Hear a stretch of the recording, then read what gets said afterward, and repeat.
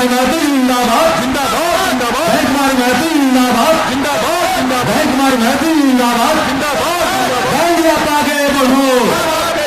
Band आप आगे बढ़ो, बैंड आप संघर्ष करो। बहुजन समाज पार्टी जिंदाबाद, बहुजन समाज पार्टी जिंदाबाद, जय कुमारी महतो जिंदाबाद, जय कुमारी महतो जिंदाबाद, जय कुमारी महतो जिंदाबाद, जय कुमारी महतो जिंदाबाद। बैंड आप आगे बढ़ो, बैंड आप आगे बढ़ो, बैंड आप संघर्ष करो, बैंड आप संघर्ष करो। बहुजन समाज पार्टी जिंदाबाद। बहुत बहुत धन्यवाद।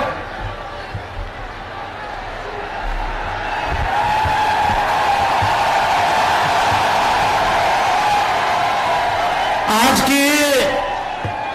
चुनावी जनसभा के मुख्य अतिथि बहुजन समाज पार्टी की राष्ट्रीय अध्यक्ष, पूर्व मुख्यमंत्री एवं पूर्व सांसद आदरणीय बहन कुमारी मायावती जी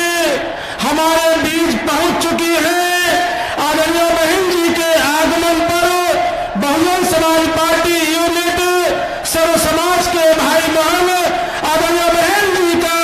जोरदार तालियां बजा करके हार्दिक हार्दिक स्वागत करते हैं।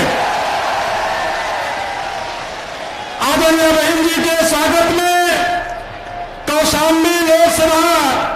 सुरक्षित से प्रत्याशी श्री शुभ नारायण गौतम जी, पार्टी का चुनाव चिन्ह हाथी सब प्रेम भेंट करके आदरणीय बहन जी का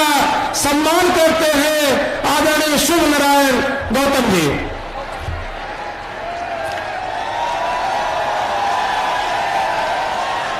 फतेहपुर लोकसभा के प्रत्याशी डॉक्टर मनीष सिंह सचान जी मुकुट से प्रेम भेंट करके आदरणीय बहन जी का सम्मान करते हैं। मंडल की तरफ से श्री राजीव गौतम, श्री अमरेन भारती व मैं स्वयं भी आदरणीय बहन जी को मुकुट देकर के स्वागत करते हैं।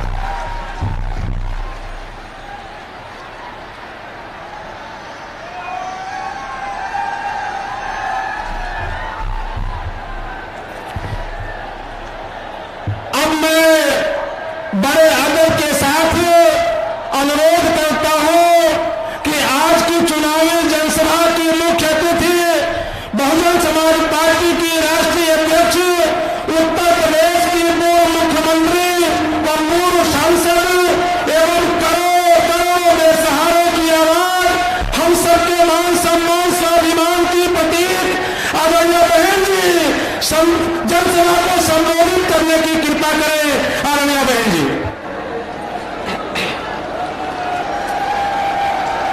बीएसपी की इस चुनावी जनसभा में इकट्ठा हुए पार्टी के सभी छोटे बड़े पदाधिकारी एवं कार्यकर्तागण, आज आप लोग देश में व यहाँ आपके उत्तर प्रदेश स्टेट में भी लोकसभा के लिए हो रहे आम चुनाव में अपनी पार्टी के उम्मीदवारों के समर्थन में मुझे सुनने के लिए भारी संख्या में यहाँ इकट्ठा हुए हैं, तो उसके लिए मैं आप सभी लोगों का हार्दिक दिल से आभार प्रकट करती हूँ। हालांकि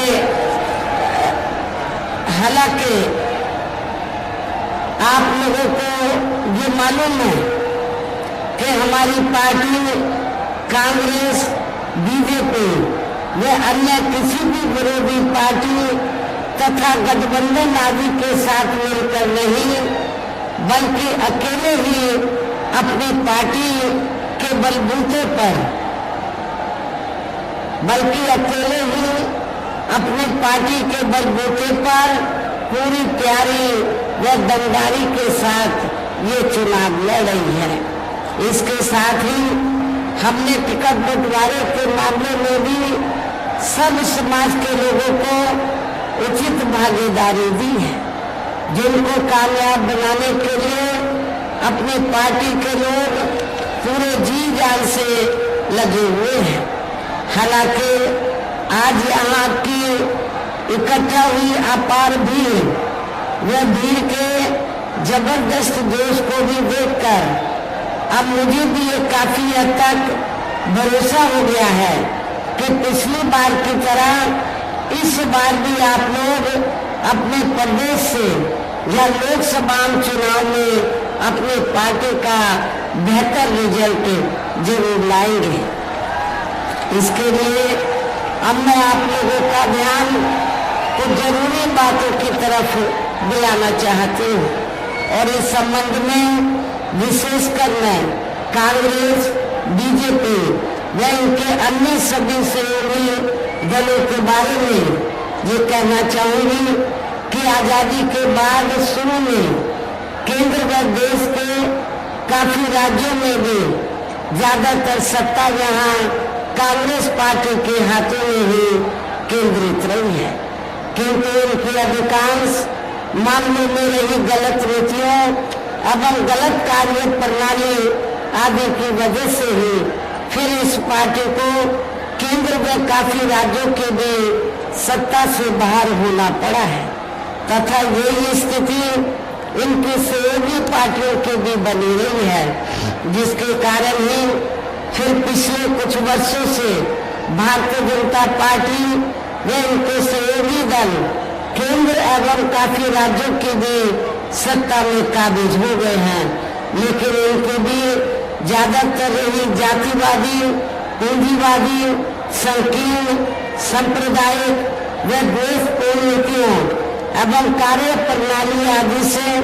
तथा इनकी कथनी व करने में भी काफी अंतर होने की वजह से अब ऐसा लगता है इस बार ये पार्टी भी यानी कि भारतीय जनता पार्टी भी केंद्र की सत्ता में आसानी से वापस आने वाली नहीं है, बशर्ते यदि ये चुनाव इस बार फ्री एंड फेयर होता है और आम कोर्ट चर्चा के मुताबिक वोटिंग मशीनों में भी कोई गड़बड़ी आदि नहीं की जाती है। और वैसे भी इस बार चुनाव में इनकी कोई भी पुरानी एवं नई चल रही नाटकबाजी, जुमलेबाजी व गारंटी आदि काम में आने वाली नहीं है, क्योंकि अब देश की जनता काफी हद तक इस बात को समझ चुकी है कि इनकी पार्टी ने अब तक देश के विशेषकर गरीबों, कमजोर तबकों, मध्यम वर्गीय एवं अन्य मेहनतकश लोगों को जो इन्हें अच्छे दिन दिखाने के असंख्य प्रलोभन भरे वायदे किए हैं तथा अनेकों हवाई व कागजी गारंटी आदि भी दी है, तो उनका जमीनी हकीकत में अभी तक इन्होंने लगभग 1/4 हिस्सा भी कार्य पूरा नहीं किया है, बल्कि इसके स्थान पर इनका ज्यादातर समय व ताकत भी यहाँ इनके अपने चहेते रहे बड़े बड़े पूंजीपतियों एवं धन्ना सेठों आदि को ही ज्यादा से ज्यादा मालामाल व धनवान बनाने में तथा उन्हें हर स्तर पर छूट देने व बचाने में ही लगी रही है, जिनके अधिकांश आर्थिक सहयोग से ही ये पार्टी व अन्य पार्टियां भी अपना संगठन चलाती हैं तथा चुनाव आदि भी लड़ाती हैं, जिसका काफी कुछ खुलासा बैंक की आई रिपोर्ट से भी हो जाता है। और इस संबंध में मैं आप लोगों को ये कहना चाहूंगी कि अभी कुछ दिन पहले माननीय सुप्रीम कोर्ट ने खासकर बॉन्ड के बारे में एक रिपोर्ट जो उन्होंने उजागर की थी, मीडिया में भी छपी, और उस रिपोर्ट में क्या था कि इस देश के अंदर कांग्रेस, बीजेपी, अन्य जो पार्टियां हैं, अन्य और विरोधी पार्टियां हैं, इन सभी पार्टियों ने चुनावी बॉन्ड के जरिए करोड़ों नहीं बल्कि अरबों खरबों रुपया इस देश के बड़े बड़े पूंजीपतियों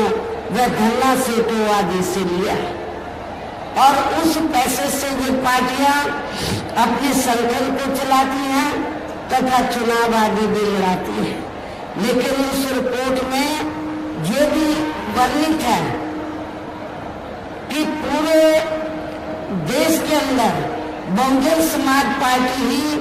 अकेली एक ऐसी पार्टी है जिसने एक भी रुपया बॉन्ड के जरिए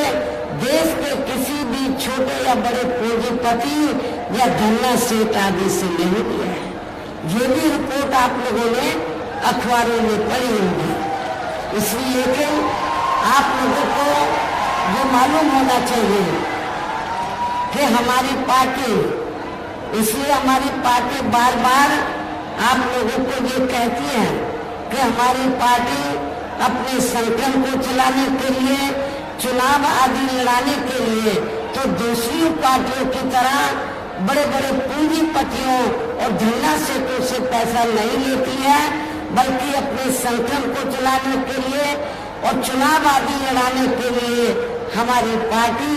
अपने कार्यकर्ताओं की खून पसीने की मेहनत कमाई से थोड़ा थोड़ा आर्थिक सहयोग लेती है। मेंबरशिप के जरिए जन्मदिन के मौके पर थोड़ा थोड़ा आर्थिक सहयोग लेकर तब फिर हमारी पार्टी अपने संगठन को चलाती है और चुनाव आदि भी लड़ाती है। इसके साथ ही अब ऐसा लगता है, इसके अलावा इसके साथ ही अब ऐसा लगता है कि कांग्रेस पार्टी की तरह ही बीजेपी ने भी केंद्र की तमाम सरकारी जांच एजेंसियों का ज्यादातर राजनीतिकरण कर दिया है। इसके अलावा देश के किसान वर्ग भी वर्तमान बीजेपी की सरकार में शुरू से ही अपनी विभिन्न समस्याओं को लेकर काफी ज्यादा दुखी व परेशान रहे हैं और अभी भी हैं। जबकि यूपी में 4 बार हमारी पार्टी की नई सरकार ने इनके हितों का भी हर स्तर पर विशेष ध्यान रखा है। और आप लोगों को ये मालूम है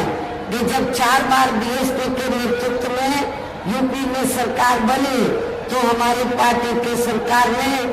अन्य और मामलों के साथ साथ किसानों के हितों का भी हमने प्राथमिकता के आधार पर पूरा ध्यान रखा है। हमने अपनी चारों हुकूमतों में किसानों को समय से उनको हमने खेती करने के साधन, सस्ते साधन उपलब्ध कराए हैं और इतना ही नहीं बल्कि उनकी फसल का भी उचित दाम हमारी पार्टी की सरकार ने दिया है, जो अब हमारे किसान भाइयों को मिलता हुआ नजर नहीं आ रहा है। इतना ही नहीं बल्कि केंद्र में पूर्व की रही कांग्रेसी सरकार की तरह ही वर्तमान भाजपा सरकार में भी इनकी जातिवादी, हीन, सांप्रदायिक एवं पूंजीवादी सोच व नीतियों के चलते ही पूरे देश में सर्व समाज में से खासकर गरीबों, दलितों, आदिवासियों, पिछड़े वर्गों, मुस्लिम एवं अन्य धार्मिक अल्पसंख्यक समाज के लोगों का भी पूर्ण रूप से विकास व उत्थान आदि नहीं हो सका है। और इस संदर्भ में वैसे आप लोगों को ये मालूम है कि पूरे देश में यहाँ दलितों, आदिवासियों एवं अन्य पिछड़े वर्गों का सरकारी नौकरियों में वर्षों से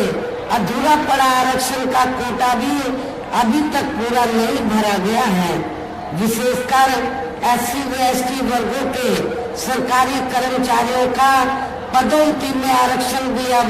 काफी हद तक प्रभावी नहीं बना दिया गया है। और इस मामले में वैसे आप लोगों को मालूम है जब यूपी में समाजवादी पार्टी की सरकार थी, श्री अखिलेश यादव की सरकार थी, तो उस समय समाजवादी पार्टी की सरकार ने यहाँ पर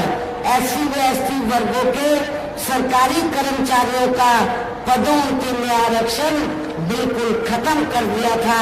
लेकिन अब किस मुंह से वो बोल रहे हैं कि हम आरक्षण के हिमायती हैं। जो पार्टी शुरू से ही और आपके आरक्षण के खिलाफ रही है, खासकर दलितों और आदिवासियों के आरक्षण के खिलाफ रही है, ऐसे पार्टी को वोट देने का मतलब है कि आप लोग भारतीय संविधान को ध्यान में रखकर तो ऐसी पार्टियों को आप लोग सजा नहीं दे रहे हैं, बल्कि ऐसी पार्टियों को सजा देना बहुत जरूरी है। चुनाव में ऐसी पार्टी को, उम्मीदवारों को आपको वोट नहीं देना चाहिए। साथ ही केंद्र व राज्यों में भी विरोधी पार्टियों की रही सरकारों में इन सभी वर्गों को प्राइवेट सेक्टर में आरक्षण दिए जाने की व्यवस्था किए बिना ही इनकी सरकारों के ज्यादातर सरकारी कार्य अब प्राइवेट सेक्टर के जरिए ही इनके बड़े बड़े पूंजीपतियों व धन्ना सेतु आदि को ही दिए जाने के कारण अब इनको पूरे देश में आरक्षण का बहुत कम ही लाभ मिल पा रहा है। इसी प्रकार इनका अन्य और मामलों में भी शोषण व उत्पीड़न आदि होना अभी तक भी बंद नहीं हुआ है। इनके साथ साथ मुस्लिम एवं अन्य धार्मिक अल्पसंख्यक समाज के लोगों की भी हालत हर स्तर पर यह काफी ज्यादा खराब व दयनीय बनी हुई है, जिसका काफी कुछ खुलासा सच्चर कमेटी की रिपोर्ट में भी किया गया है। इतना ही नहीं बल्कि पिछले कुछ वर्षों से केंद्र में अधिकांश राज्यों में भी बीजेपी या आरएसएस की सरकारों के चलते हुए अब इनका विकास या उत्थान आदि होना भी काफी हद तक बंद सा हो गया है। आए दिन इन पर खासकर हिंदुत्व की आड़ में हो रही जुर्म जाति भी यह काफी ज्यादा चरम सीमा पर पहुंच चुकी है। इनके साथ साथ अपर कास्ट समाज में से विशेषकर गरीब लोगों की भी हालत हमें कोई खास अच्छी नजर नहीं आ रही है। इनकी गलत कृषि नीतियों के कारण किसान वर्ग भी आए दिन आंदोलित ही रहता है। साथ में इनकी गलत आर्थिक नीतियों की वजह से देश की अर्थव्यवस्था पर भी इसका काफी बुरा प्रभाव पड़ रहा है, जिससे यहाँ विशेषकर छोटे एवं मध्यम वर्गीय व्यापारी वर्ग भी काफी ज्यादा दुखी व परेशान है। और अब केंद्र में पूर्व की रही सरकारों की तरह ही वर्तमान भाजपा सरकार में भी यहाँ पूरे देश में गरीबी, बेरोजगारी एवं महंगाई आदि भी लगातार काफी ज्यादा बढ़ रही है। देश में हर स्तर पर फैला भ्रष्टाचार भी अभी तक खत्म नहीं हुआ है। ऐसे में अब आप लोगों को देश में हो रहे लोकसभा चुनाव में कांग्रेस, बीजेपी व इनके सहयोगी पार्टियों को भी केंद्र की सत्ता में आने से जरूर रोकना है। जिनकी गलत नीतियों एवं गलत कार्य प्रणाली आदि को आप लोग काफी हद तक आजमा दे चुके हैं। ऐसी स्थिति में अब ये विरोधी पार्टियां इस चुनाव में भी किस्म किस्म के साम दाम दंड भेद आदि अनेकों हथकंडे इस्तेमाल करके केंद्र की सत्ता में आने की पूरी कोशिश में लगे हैं, जिनसे अपनी पार्टी के लोगों को हर स्तर पर काफी ज्यादा सावधान रहना है। और इस मामले में विरोधी पार्टियां अपने अपने पक्ष में हवा बनाने के लिए खासकर मीडिया, ओपिनियन पोल व सर्वे आदि का जो बड़े पैमाने पर इस्तेमाल कर रही हैं, तो उनसे भी अपनी पार्टी के लोगों को बिल्कुल भी गुमराह नहीं होना है। इसके साथ ही विरोधी पार्टियों के विभिन्न रूपों में जारी किए गए इनके हवाई व प्रलोभन भरे चुनावी घोषणा पत्रों एवं वायदों आदि के बहकावे में भी अपनी पार्टी के लोगों को कतई नहीं आना है, जिन्हें ये पार्टियां चुनाव खत्म होने के बाद ज्यादातर अमल में नहीं लाती हैं। और अब जिन पर से देश की जनता का अधिकांश विश्वास ही उठ गया है, ये खास वजह है कि हमारी पार्टी किसी भी चुनाव में अपनी पार्टी का कोई भी चुनावी घोषणा पत्र आदि जारी नहीं करती है। वैसे भी हमारी पार्टी किसी भी मामले में कहने में बहुत कम बल्कि कार्य करके दिखाने में ही ज्यादा विश्वास रखती है। और इस बात का सबसे बड़ा सबूत ये है कि उत्तर प्रदेश में 4 बार हमारी पार्टी के नेतृत्व में रही सरकार ने चुनाव में अपनी पार्टी के बिना कोई जारी किए गए चुनावी घोषणा पत्र के ही प्रदेश व आम जनहित में काफी कुछ ऐतिहासिक कार्य करके दिखाए हैं, जिनकी अब देश में अधिकांश पार्टियों की सरकारें काफी नकल भी कर रही हैं। जबकि इस मामले में हमारी पार्टी का ये कहना है कि यदि इन पार्टियों के स्थान पर केंद्र में हमें अपनी पार्टी की सरकार बनाने का मौका मिलता है, तब फिर हमारी पार्टी की बड़ी सरकार केंद्र में जहां अब तक की रही सभी विरोधी पार्टियों की सरकारों की तरह केवल केंद्र में अब तक रही सभी विरोधी पार्टियों की सरकारों की तरह केवल हवाई व कागजी कार्य आदि नहीं करेगी, बल्कि उत्तर प्रदेश की तरह ही जमीनी हकीकत में ठोस कार्य करके भी दिखाएगी। और इस संदर्भ में खासकर मैं ये कहना चाहूंगी, केंद्र द्वारा देश में पिछले कुछ समय से अति गरीब परिवारों को अस्थायी तौर पर फ्री में जो थोड़ी सी खाद्य सामग्री या राशन आदि दी जा रही है, तो उससे इनका स्थायी तौर पर भला होने वाला नहीं है, जिसके एवज में अब ये बीजेपी एंड कंपनी के लोग इन गरीब लोगों से वोट मांगते हुए घूम रहे हैं गांव-गांव में, शहरों की बस्तियों में। लेकिन मैं इन गरीब लोगों को ये बताना चाहती हूँ कि आप लोगों को केंद्र की सरकार द्वारा जो फ्री में थोड़ा सा राशन दिया जा रहा है, तो ये कोई अपनी जेब से ये लोग नहीं दे रहे हैं, बल्कि आप जो सरकार को टैक्स देते हैं उस टैक्स के पैसे के जरिए ही तो आप लोगों को ये मुफ्त में राशन दिया जा रहा है। इसलिए आप लोगों को इनके बहकावे में कतई नहीं आना है। और वैसे भी इनकी ये जटिल समस्या, जो गरीब लोगों की जटिल समस्या है, देश में हर हाथ को काम देने से केवल दूर हो सकती है, जिसकी तरफ हमारी पार्टी की बनी सरकार ध्यान देगी। साथ ही देश में पिछले काफी वर्षों से आए दिन बढ़ रही गरीबी, बेरोजगारी व महंगाई आदि से भी जनता बहुत ज्यादा दुखी व परेशान है, जिसे भी आर्थिक नीतियों में तब्दीली करके जरूर दूर किया जाएगा। धर्म की बिगाड़ में पिछले कुछ वर्षों से खासकर मुस्लिम समाज के लोगों का द्वेष की भावना से जो इनका काफी ज्यादा शोषण व उत्पीड़न आदि किया जा रहा है, तो उसे भी जरूर रोका जाएगा। और ये सब हमने अपनी यूपी की नई सरकार में करके भी दिखाया है। इसके अलावा हमने यूपी में सर्व समाज में से गरीब एवं बेरोजगार लोगों को बेरोजगारी भत्ता आदि न देकर उन्हें बड़ी तादाद में रोटी रोजी के साधन भी उपलब्ध कराए हैं, जो अब ये कार्य भी अधिकांश ठंडे ही पड़े हैं, जिनको फिर केंद्र में बीएसपी की सरकार बनने पर प्राथमिकता दी जाएगी। कहने का तात्पर्य ये है कि देश में इस समय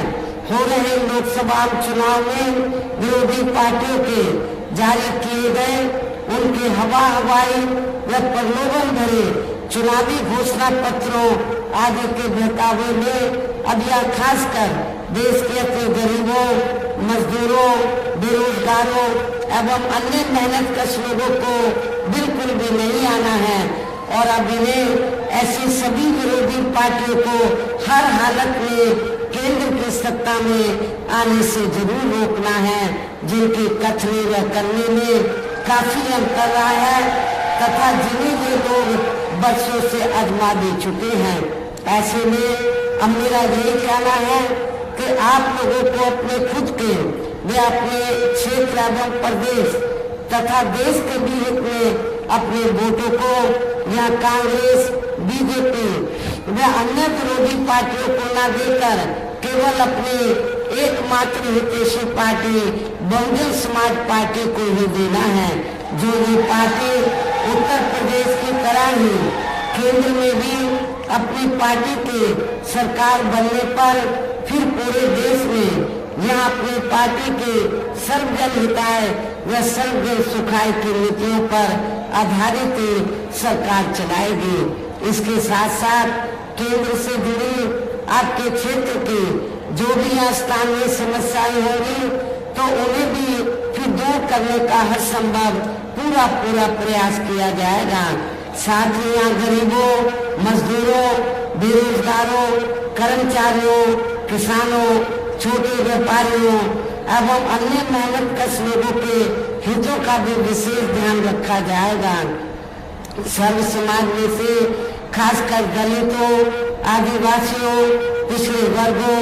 मुस्लिम व अन्य धार्मिक अल्पसंख्यक समाज के लोगों के विकास एवं उत्थान के साथ साथ हर स्तर पर उनकी सुरक्षा आदि के लिए भी सख्त कदम उठाए जाएंगे और तभी फिर जहां वास्तव में अपने देश के महान संतों, गुरुओं व महापुरुषों में भी विशेषकर महात्मा ज्योतिराव फूले, श्री छत्रपति शाहू जी महाराज, श्री नारायण गुरु, बाबा साहब डॉक्टर भीमराव अम्बेडकर एवं मान्यवर श्री कांशीराम जी आदि का अधूरा रहा सपना जरूर साकार हो सकता है, जिनको यूपी में हमारी पार्टी के रेल सरकार द्वारा हर स्तर पर पूरा आदर सम्मान दिया गया है। इन्हीं खास बातों के साथ ही अब मेरा देश व आपके स्टेट के भी हित में ये कहना है कि हमारी पार्टी ने यहाँ जिनको भी लोकसभा के लिए चुनाव के मैदान में उतारा है, जो आपके सामने मंच पर भी मौजूद हैं, तो उन्हें आप लोगों को जरूर कामयाब बनाना है, जिसके लिए यहाँ पार्टी के सभी स्तर के छोटे बड़े पदाधिकारी एवं कार्यकर्तागण आदि पूरे जीव जान से लगे हैं। और इतना ही नहीं, अच्छी बात यह है कि आपके इलाहाबाद मंडल में तो बैकवर्ड क्लास की विभिन्न जातियां हैं और उनमें से पाल समाज भी काफी बड़ी तादाद में है और हमारी पार्टी के स्टेट के प्रेसिडेंट पाल समाज में है, पाल समाज से ताल्लुक रखते हैं। तो हमारे जो स्टेट के प्रेसिडेंट भी हैं तो वो भी इधर इलाहाबाद मंडल में प्रयागराज जो मंडल है पूरे जी जान से लगे हैं। और अब अंत में मेरा यही कहना है कि आप लोगों को वोट पड़ने वाले दिन या बीएसपी के अपने सभी लोकसभा उम्मीदवारों को हमने आपके प्रयागराज मंडल में ये दो लोकसभा का ये प्रोग्राम है। 2 लोकसभा की जो सीटें हैं उनका ये चुनावी रैली है। तो फतेहपुर और कौशाम्बी रिजर्व सीट, हमने फतेहपुर लोकसभा की जो जनरल सीट है, इस सीट से हमने डॉक्टर मनीष सिंह सचान को चुनाव के मैदान में उतारा है। आप लोगों को इनके बारे में मैं इस सीट के बारे में बताना चाहती हूँ। हमने जब इनका टिकट फाइनल किया था तो उस समय समाजवादी पार्टी ने पटेल का या कुर्मी का टिकट फाइनल नहीं किया था। हमने सबसे पहले सचान का, कुर्मी का, पटेल का टिकट फाइनल किया था। तो लेकिन हमारा कैंडिडेट आते ही फिर सपा, मुझे मालूम हुआ कि सपा भी इसी जाति के अपने उम्मीदवार को ले आई। अब आप लोगों को खुद सोचना है कि भारतीय जनता पार्टी से कौन सी पार्टी मिली है, बीएसपी मिली है या सपा मिली है। मैं समझती हूँ समाजवादी पार्टी बीजेपी से मिली है और बीजेपी के कैंडिडेट को जिताने के लिए, पटेलों का वोट बांटने के लिए सब इन्होंने इसी जाति के आदमी को, पटेल समाज के आदमी को उन्होंने भी चुनाव के मैदान में उतारा है। यही है ना मेरे ख्याल। तो फतेहपुर, लेकिन हमने सपा के कैंडिडेट से पहले हमने अपने कैंडिडेट को यहाँ चुनाव के मैदान में उतारा, डॉक्टर मनीष सिंह सचाल को, जो समाज सेवी हैं, लोगों की सेवा भी करते हैं और क्षेत्र में रहते भी हैं। मुझे पूरा भरोसा है जब ये चुनाव जीत जाएंगे तो आपके क्षेत्र का जरूर ध्यान रखेंगे, जरूर आपके लोगों की सेवा करेंगे। इसके बगल में ही कौशाम्बी रिजर्व लोकसभा की सीट है। इस सीट से हमने अनुसूचित जाति से श्री शुभ नारायण को हमने चुनाव के मैदान में उतारा है। ये आपके साथी काफी पढ़े लिखे हैं